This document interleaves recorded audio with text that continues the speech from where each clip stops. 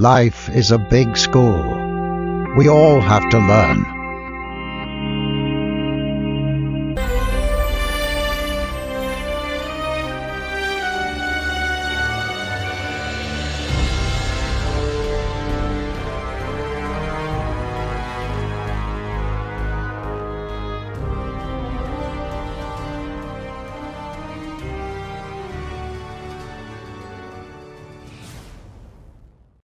After capturing cattle on the island of Crete, Hercules went to Thrace to capture Diomedes' herd of mares. Diomedes, a treacherous king and son of the war god Ares, possessed a herd of magnificent mares renowned for their size and extraordinary beauty. However, these were no ordinary horses. They were fierce and untamed, their temperaments inflamed by a diet of human flesh, cruelly fed to them by their malevolent owner. Word of these fearsome creatures had spread far and wide, and tales of unsuspecting travelers meeting a gruesome fate at the hands, or rather, hooves, of Diomedes' mares struck fear into the hearts of all. Any weary wanderer who sought respite in Diomedes' city would unwittingly become a meal for the savage horses. The king would cunningly welcome strangers, inviting them to marvel at his prized mares before ruthlessly pushing them into the stable, offering them as sacrificial fodder to the ravenous beasts. These horses were so powerful that even iron chains were required to contain them, for ropes alone were inadequate to restrain their wild nature. Countless lives were claimed by Diomedes' sinister ploy, leaving a trail of tragedy and despair in its wake. Hercules, armed with his unmatched strength and guided by unwavering determination, set forth on a perilous voyage to Thrace, where Diomedes ruled. Accompanied by a band of loyal warriors, the hero braved treacherous seas and trekked through treacherous lands to confront the tyrannical king and seize his fearsome herd. As Hercules and his warriors arrived on the shores of Thrace, their mission weighed heavily on their minds. They knew that capturing the mares would not be an easy feat, for they faced not only the horses' ferocity, but also the wrath of Diomedes and his formidable army. Through strength and cunning, Hercules and his warriors managed to capture Diomedes' herd of mares. But just as we're about to board the ship, Diomedes and his army caught up to them. In a strategic move, Hercules entrusted the safeguarding of the captured mares to a trusted friend named Abderus, the son of the swift-footed god Hermes. He charged Abderus with the crucial task of protecting the herd, while Hercules and his valiant companions prepared to confront Diomedes and his forces head-on. The ensuing battle was a clash of titanic proportions, as Hercules unleashed his might upon Diomedes' ranks like a raging lion.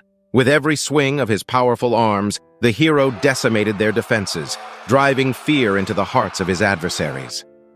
The clash of swords and the cries of warriors echoed through the air, blending with the thunderous pounding of hooves as the mares within their iron chains strained against their confinement. In a final, decisive moment, Hercules, fueled by a mix of determination and wrath, charged through the chaos and confronted Diomedes himself. With a single thunderous blow, he ended the life of the cruel king, putting an end to his reign of terror. Triumphant yet sorrowful, Hercules and his companions returned to the place where they had entrusted the mares to Abderus, only to be met with a scene of heartbreaking devastation. The mares, driven by their insatiable hunger, had turned on their guardian, tearing him apart and devouring his flesh. The hero and his comrades mourned the loss of their loyal friend, honoring his memory by establishing a grand city on the coast, which they named Abdera. Though the mares had been captured, their malevolence remained a threat. Recognizing the danger they posed, Hercules made a decision. He presented the mares to his taskmaster Eurystheus, knowing that their malevolence would bring chaos and destruction if left unchecked. Eurystheus, however, was not pleased with this outcome. He saw the mares as a constant reminder of Hercules' triumphs and sought to rid himself of their presence. In a fit of cowardice, Eurystheus ordered the mares to be released into the wilderness, hoping they would cause havoc and lead to Hercules' downfall. But Hercules, ever vigilant and responsible for his actions, knew that he had to rectify his mistake. With unwavering determination, Hercules embarked on a perilous quest to recapture the mares of Diomedes. Facing numerous challenges and battling against the ferocious creatures, he demonstrated his unmatched strength and bravery. Finally, after a fierce and grueling struggle, Hercules managed to reclaim the mares and bring them back under his control. Recognizing their wild nature and the danger they posed, Hercules devised a plan to ensure the safety of both the mares and the surrounding lands. He sought the assistance of the gods, entreating Poseidon to create a sacred island far away from human civilization, where the mares could roam freely without threatening the lives of others.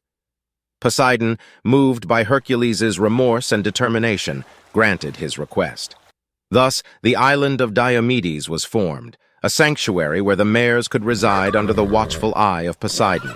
Hercules, having fulfilled his duty, ensured that the malevolent mares would no longer wreak havoc upon the world. As for Eurystheus, his cowardly act was exposed, and his malicious intentions were laid bare. The gods, displeased with his treachery and cruelty, bestowed upon him a just punishment for his actions. And so the tale of the Mares of Diomedes comes to a close, with Hercules emerging as a true hero, not only for his physical strength and prowess, but also for his sense of responsibility and his commitment to righting his wrongs. The legacy of Hercules lives on, inspiring generations to face their own challenges with courage and to always strive for redemption and honor. May his story continue to echo through the ages, reminding us of the power of resilience, compassion, and the triumph of the human spirit.